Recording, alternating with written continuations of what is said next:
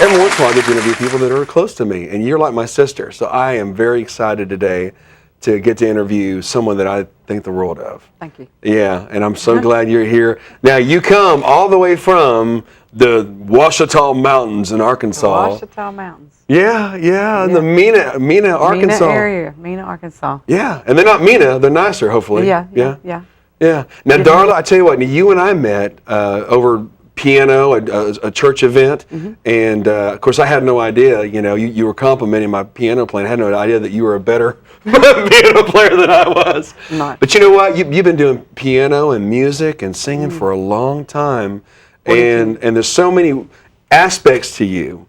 We're going to talk about everything we can within this time, but starting off with your background, Darla, just extensive and from a ministry family. Tell us about that. I was born in Cleveland, Tennessee. My dad was going to Bible college for the Church of God. He's a Church of God minister. And we moved to Mena when I was a year and a half old. And my dad stayed at the same church for 38 years. And he retired and just left a legacy that I'm honored to be part of. I hope, I never dreamed that what I had learned in that would take me where I'm going. Yeah. Well, I tell you what, you've been a lot of places, and you're going a lot of places. Some of those places, I'm going with you. Yeah. Well, recently, we've got to do some recording together. And, as things have progressed, when I heard about Darla, I heard that you would go from church to church playing piano, not just different, sometimes in the same day, but you were helping out churches as a pianist. Why were you doing that?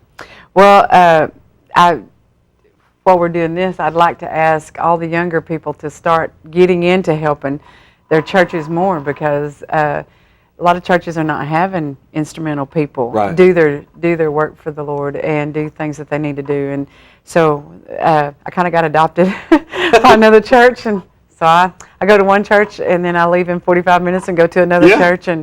But I'm really amazed too when you say that. I want to tell you that I really appreciate men of God that listen to what God wants them to say, because when they do, I will go to one church and I will leave that church and go to the other, and it's almost the same sermon. Yeah. And so I know that they're God-led men that I'm working with. Right. I bet so that's that makes me encouraging. feel good. That makes me feel good to know that I'm playing for two churches that are different denominations, but then the two men listen to God. Right. Uncle Sam, what'd you do with my man?